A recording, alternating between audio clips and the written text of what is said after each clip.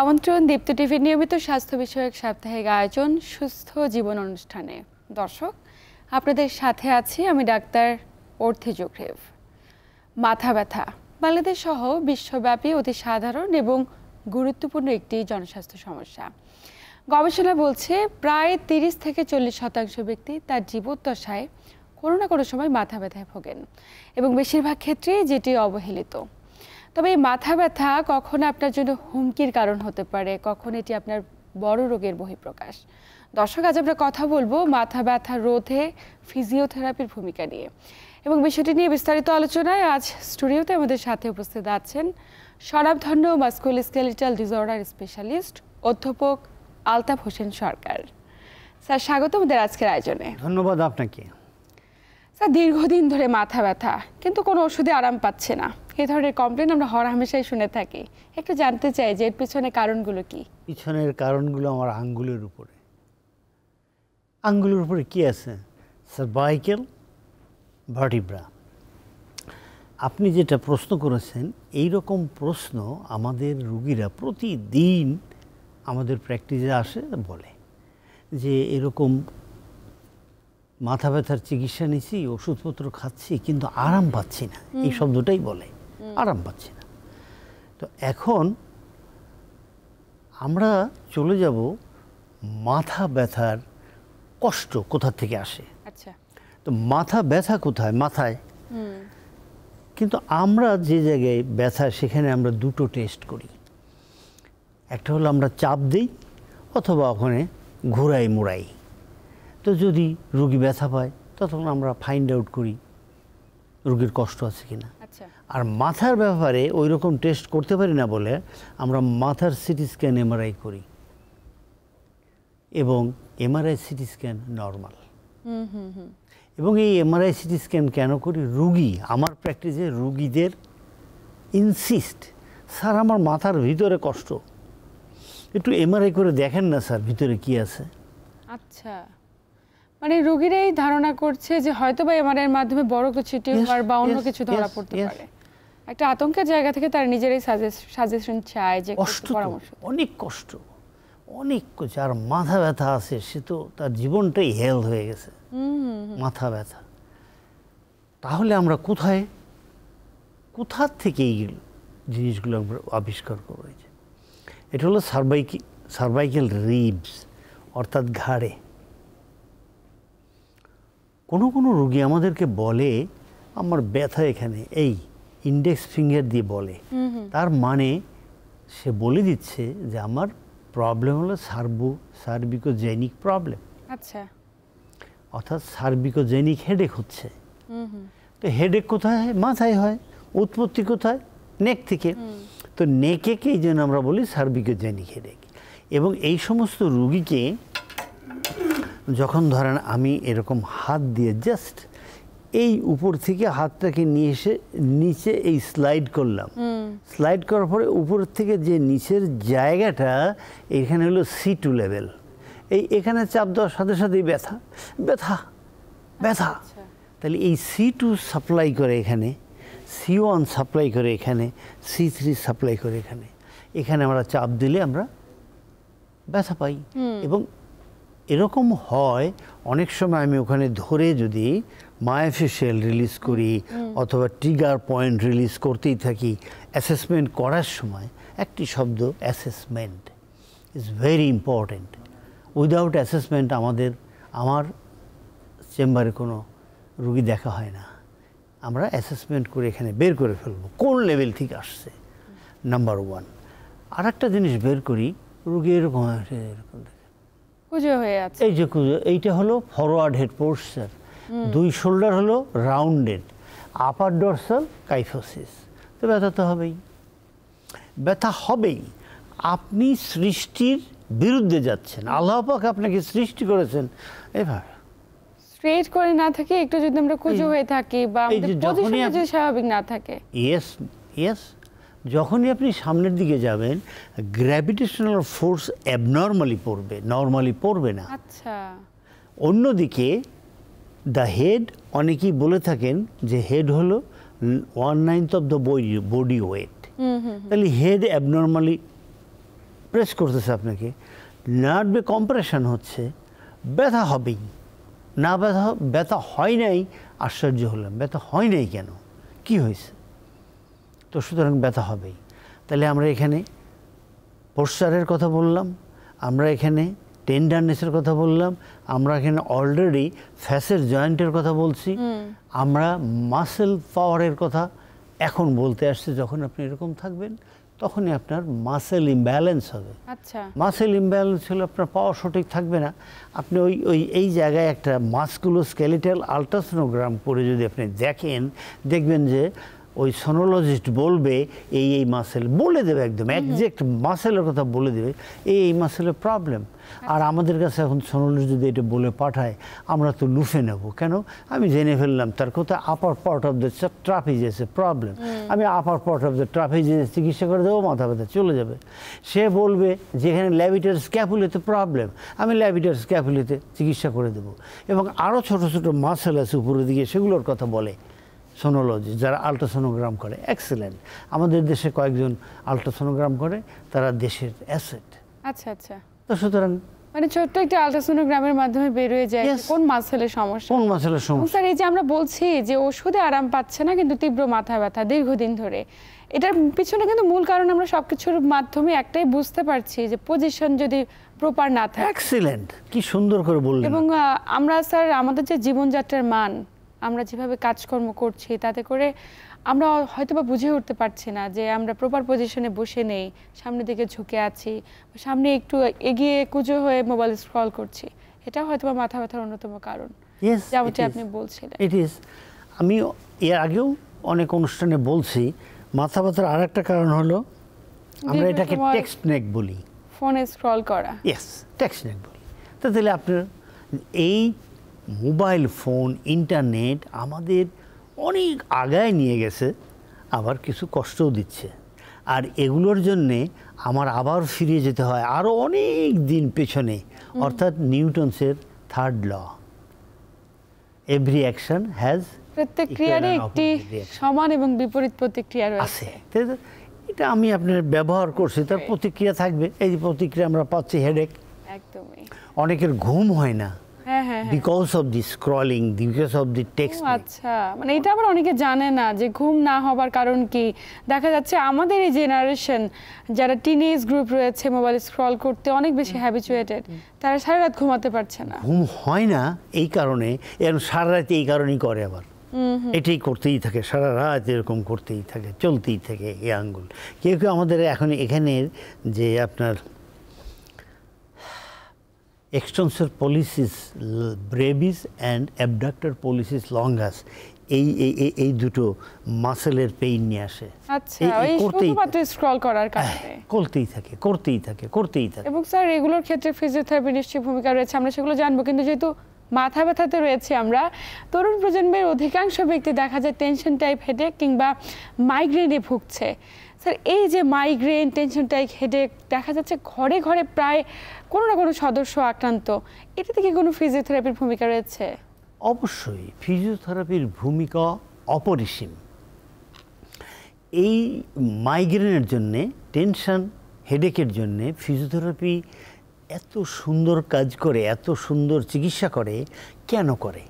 কারণ ফিজিওথেরাপির চিকিৎসা শুরুর আগে অ্যাসেসমেন্ট করা হয়। এটা একটা মানে একেবারে মাস্ট হয়ে দাঁড়িয়েছে, অর্থাৎ আপনার উইদাউট অ্যাসেসমেন্ট কোনো ফিজিওথেরাপি চিকিৎসা হবে না। আচ্ছা, তো ফিজিওথেরাপি চিকিৎসা যখনই আমরা শুরু করি তার আগে অ্যাসেসমেন্ট করি। অ্যাসেসমেন্ট করে যে লোকটা বলতেছে আমার মাইগ্রেন, আমার ব্লাবলা, আমার এই হেডেক, আমার মাথা ব্যথা করে, আমরা দেখতেছি তার পোস্টার ঠিক নাই। আচ্ছা, তো প্রথমেই পোস্টার কারেকশন করে দেবো। পোস্টার কারেকশন করার কিছুদিন, 2-1 দিন পরে রুগী এসে বলে আমি তো এখন আগের চেয়ে অনেক ভালো বোধ করি। আমরা কি করছি? Only to correct the poster. সে ব্যাড পোস্টারে ছিল, তার নেকটা ব্যাড পোস্টারে ছিল। ইভেন অনেক সময় ইদানিং দেখি আমরা যে একটা plain X ray of the neck দুটা জিনিস দেখায়। কি দেখায়?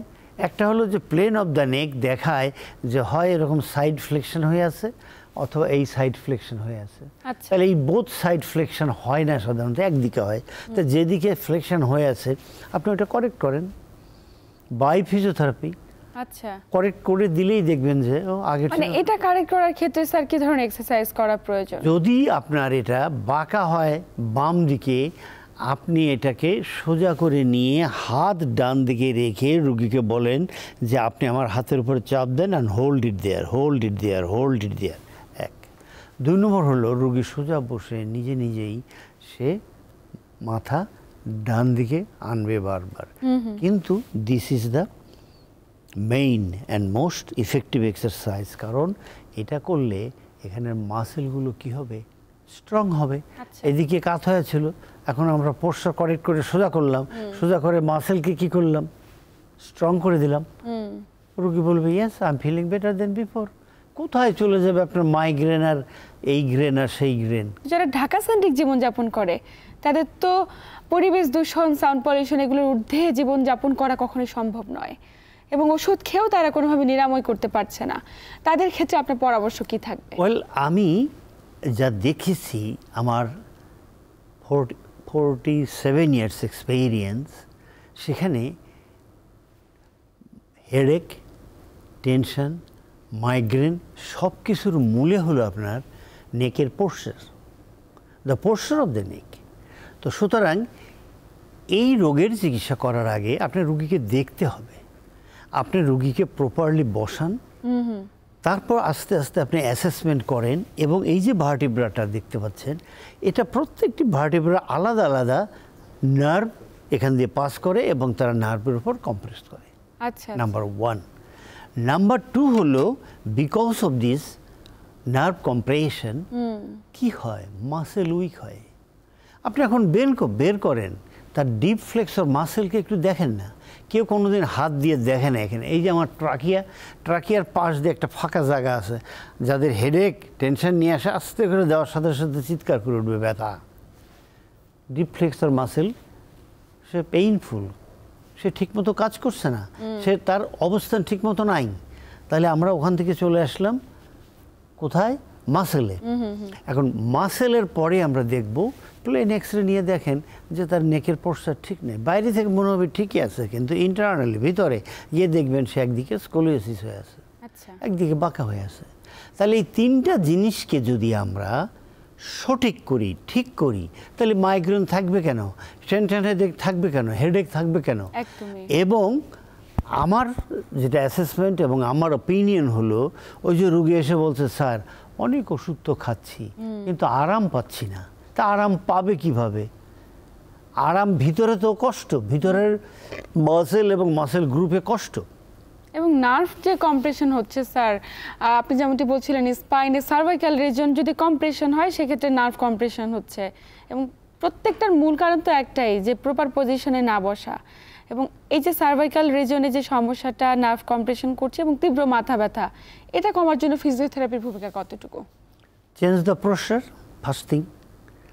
পোস্চার কেয়ার। আমি এখানে একটা কথা বলি, কথাটা একটু কেমন হবে জানি না, আমি যদি কাউকে হার্ট করি কেউ কষ্ট পাবেন না।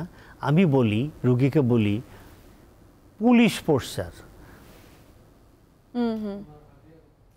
তো পুলিশ পোস্চার যদি আপনি থাকেন তাহলে আপনার রাউন্ডেড শোল্ডার হচ্ছে না। পুলিশ পোস্চারে থাকলে আপনার আপার ডরসাল কাইফোসিস যেটা বাঁকা হয়ে থাকে সেটা বাঁকা হচ্ছে না। এই চিন যেখানে ফরওয়ার্ড হেড পোস্চার হয়, এই চিন যখনই সামনে আসে দেখেন কত জায়গায় টান পড়ে, সেটা পড়ে না। তাহলে একটা পোস্চার, পুলিশ পোস্চার যদি আপনি থাকেন, সব ক্লিয়ার। এবং এটা মানেন, তার মানে আপনি আমরা মানে ফোর্সের লোক নই, বাট আমরা তো 1 ঘন্টা পর 5 বার করতে পারি। আচ্ছা, আমরা 2 ঘন্টা পর 10 বার করতে পারি। তাহলে তো আর আমার ওই টেনশন, টাইটনেস, ফরওয়ার্ড হেড পোস্চার এগুলো থাকলো না। এখানের যে আমরা স্কোলিওসিস দেখছি সেটা থাকলো না। এই যে কাইফোসিস হওয়ার পরে এরকম টাইট হয় সেটা থাকলো না। যখনই ফরওয়ার্ড হেড পোস্চার হয় তখনই এই মাসেলটা খাটো হয়ে যায়, আপনার থাকলো না। এবং ল্যাভিটার স্ক্যাপুলা থেকে এসে এই স্পাইনে লাগে যে মাসেলটা, ও এরকম টাইট হয়ে যায়। টাইট হলে কম্প্রেশন দেন না, ব্যথা হয় রুগীর কষ্ট হয়, তো সেটা তো থাকলো না। তো এই জন্যই রুগীটা দেখেন, রুগীটা কি সুন্দর করে বলছে, স্যার ওষুধ খাচ্ছি কিন্তু আরাম পাচ্ছি না। ও কিন্তু ভালো হচ্ছি না তা বলে নেই, কি সুন্দর শব্দটা, আরাম পাচ্ছি না। তো এরকম করে যদি কেউ আপনাকে বলে আপনার কেমন লাগবে? ওষুধ খাচ্ছি আরাম পাচ্ছি না, অফকোর্স ওষুধের ভূমিকা আছে, কিন্তু এই ক্ষেত্রে যেখানে টাইট হয়ে গেছে এটাকে রিলিজ না করা পর্যন্ত ওষুধ সাময়িক একটা উপসর্গ কমাবে কিন্তু পার্মানেন্ট সমাধান করবে না। তো সুতরাং এই টাইটনেস আমাদের কমাতে হবে। এই টাইটনেস কমানোর জন্য কতদিন ফিজিওথেরাপি নেওয়া প্রয়োজন? এটা নির্ভর করে যে টাইটনেস কতদিনের। আচ্ছা, টাইট মাসেল কিরকম অবস্থা, ইন্ডিভিজুয়াল মানুষ অনুযায়ী ভ্যারি করে, মানুষ ভ্যারি করবে, রুগী ভ্যারি করবে, কমপ্লেইন টু কমপ্লেইন ভ্যারি করবে, এক একজনের এক এক রকম কমপ্লেইন হবে। অ্যান্ড ফাইনালি এই থাম ইজ ভেরি ইম্পর্টেন্ট। আস্তে করে এখানে বসালেই কে জোরে করে কেঁপে উঠলো, কে মিডিয়াম কেঁপে উঠলো, কে আস্তে করে কেঁপে উঠলো। যে আস্তে কেঁপে উঠবে তাড়াতাড়ি ভালো হবে, যে জোরে কেঁপে উঠবে তার অনেক কষ্ট ভিতরে, সে ভালো হতে তার সময় লাগবে। অ্যান্ড এই ক্ষেত্রে ফিজিওথেরাপি চিকিৎসা মিরাকেলের মতো কাজ করে। মিরাকেল। অনেক সময় রোগীরা বলে, স্যার করলেনটা কি? আমরা কেন চিকিৎসা করলাম? বললো, কী দিয়ে কী করে এরকম ডলা দিলেন? এখন তো আমি আগের চেয়ে অনেক ভালো, আমি নেক মুভ করতে পারি। অর্থাৎ তাকে আমরা টেনশন যেটা ছিল সেটা রিলিজ করছি। মায়োফেশিয়াল রিলিজ বলি এটাকে। আমরা প্রথমেই শুরু করি মায়োফেশিয়াল রিলিজ দিয়ে। মায়োফেশিয়াল রিলিজ করে দিলে রোগী বলে, স্যার করলেনটা কি? মানে মাথা ব্যথা সীমিত সময়ের মাঝে ভালো হয়ে যাওয়া সম্ভব। এবং এই মায়োফেশিয়াল রিলিজ করলে তো আমরা প্রপার যে কজ যেটার কারণে তার সমস্যাটা হচ্ছে সেটাকে সমাধান করে দিলাম, তাহলে পরবর্তীতে এটা ওষুধ খেয়ে এটাকে নিয়ন্ত্রণে রাখা সম্ভব, মানে প্রয়োজন নেই না। পরবর্তী সময় করে দিলাম তা না, ওর সঙ্গে এই রোগীকে তার মাসেলের পাওয়ার বাড়াতে হবে। আচ্ছা, আমি ওটা রিলিজ করছি, কিন্তু মাসেলের পাওয়ার প্রতিদিন ওই রোগী এক্সারসাইজ করবে কিভাবে আমরা বলে দেব। আচ্ছা, এটা ওই মানুষের যে মাসেলের যা কোয়ালিটি, যা পজিশনে রয়েছে সেই অনুযায়ী তার এক্সারসাইজ করতে হবে, এক্সারসাইজটা ডিপেন্ড করে। মাথা ব্যথা হলে অনেককে আমরা দেখি যে সাময়িকভাবে চুলে ওয়েল মাসাজ করছে। ওয়েল মাসাজের কি কোনো ভূমিকা রয়েছে এবং সেক্ষেত্রে কি ধরনের ওয়েল ব্যবহার করতে পারে বা কোন ধরনের মাসাজ করা উচিত? প্রথম হলো যে মাথায় তো কোনো মাসাজ হবে না। কেন হবে না? একটু আগে আমরা আলাপ করছিলাম, the root of cause is neck. একদমই। তাহলে আমরা নেকে করি, যেমন আমি করি কি দিয়ে? আমি বলি, আপনি 1 পোয়া নারকেল তেল নেন, তার মধ্যে 20 কোয়া রসুনকে কেটে শেষে চিকন করে দিয়ে এটাকে চুলায় গরম করে লাল লাল হলে একটা বাটিতে ঢেলে রাখেন, and use that one here. আমার রোগীরা বলে, অনেকেই বলে যে স্যার এক্সারসাইজও করতে হয় নাই, আমি এটা নিয়ে এরকম ডলছি, স্যার আমার এখন ব্যথা কমে গেছে। তার মানে এই যে মাথা ব্যথা হলে আমরা চুলে ওয়েল মাসাজ করি, সেটাকে এক্সারসাইজ করি বিভিন্নভাবে, এটা কখনোই ব্যথা কমাবে না। ব্যথা তো মাথায় নাই। একদমই তাই। ব্যথার উৎসটা হলো ঘাড়, গলা, সেখানে যদি মাসাজ করা হয় তাহলে অটোমেটিক মাথার ব্যথা কমে যাবে। আমার যে রোগী বলছে যে আমি এটা মায়োফেশিয়াল করে বা ডলার পরে আমার অনেক ভালো, আমি এখন 80% ভালো হয়ে গেছি, এটা তার প্রাইমারি একটা প্রবলেম হয়েছিল, এটা মানে টাইট হয়েছিল, প্রাইমারি এবং অল্প টাইট। সে যখন চাপ দিয়ে এটাকে ডলা দিছে, সরাইছে এটাকে, এরকম আস্তে আস্তে টাইটনেসটা কমে গেছে। আচ্ছা আচ্ছা, এটা ভালো হয়ে গেছে। কিন্তু এটা তার অনেক কষ্টের নয়, এটা সুপারফিশিয়ালি হয়েছে, কিন্তু তার কষ্ট হচ্ছিল, ঘাড় ব্যথা, মাথা ব্যথা হচ্ছে, মাথা এরকম ঘুরাতে পারে না, ব্যথা হচ্ছে। আর এর সঙ্গে কিন্তু আর একটা জিনিস আছে, সেটা হলো এই ঠান্ডা শেক, নট গরম শেক, ঠান্ডা শেক। স্যার, এই প্রশ্নটা খুবই গুরুত্বপূর্ণ, যে অনেকেই জানতে চায় যে যখন মাথা ব্যথা করছে, তীব্র পরিমাণে ঘাড় ব্যথা করছে, তখন আমরা কি ধরনের শেক দিব, ঠান্ডা নাকি গরম? ঠান্ডা শেক। ঠান্ডা 10 মিনিট ঠান্ডা শেক দিলে উনি 10 মিনিট পরে বলবে আমি আগের চেয়ে বেটার, কিন্তু আবার ওই ব্যথা আসবে, কারণ কজ তো রিলিফ হয়নি, কজ ইজ অলরেডি দেয়ার। মানে কজকে রিলিফ করাটা খুব বেশি জরুরি, সেখানে ওষুধ কোনো সমাধান নয়, ঠান্ডা কিংবা গরম শেকও কোনো সমাধান নয়। সমাধান একটাই, অবশ্যই মায়োফেশিয়াল রিলিফ, কিংবা নার্ভ যদি কম্প্রেশন হয়ে যায় সেই কম্প্রেশনটাকে এক্সারসাইজের মাধ্যমে এবং আপনার পোস্টার কেয়ারের মাধ্যমে সঠিক পোস্টারে নিয়ে এসে তাকে রিলিভ করতে হবে। একদমই আলোচনার শেষ প্রান্তে চলে এসেছি স্যার, আপনাকে অসংখ্য ধন্যবাদ অত্যন্ত গুরুত্বপূর্ণ তথ্য এবং পরামর্শের মাধ্যমে দর্শকদের। আপনাকেও ধন্যবাদ এবং দীপ্ত টিভি আমাকে কথা বলার সুযোগ দেওয়ার জন্য তাদেরকেও ধন্যবাদ। প্রিয় দর্শক, এই ছিল আমাদের আজকের আয়োজন। আমাদের আলোচনার মাধ্যমে অন্তত এতটুকু বুঝতে পেরেছি যে মাথা ব্যথাকে রোধ করতে হলে অবশ্যই জীবনযাত্রার মান কিংবা আপনার নিজের পোশাকটিকে পরিবর্তন করুন, এবং একটি ওষুধ কখনো আপনার মাথা ব্যথার পার্মানেন্ট সমাধান নয়। তাই কজটিকে ফাইন্ড আউট করুন এবং সেই অনুযায়ী চিকিৎসা পদ্ধতি গ্রহণ করুন। এতক্ষণ সাথে থাকার জন্য সবাইকে আন্তরিক ধন্যবাদ। সবাই ভালো থাকুন, সুস্থ থাকুন এবং দীপ্ত টিভির সাথেই থাকুন।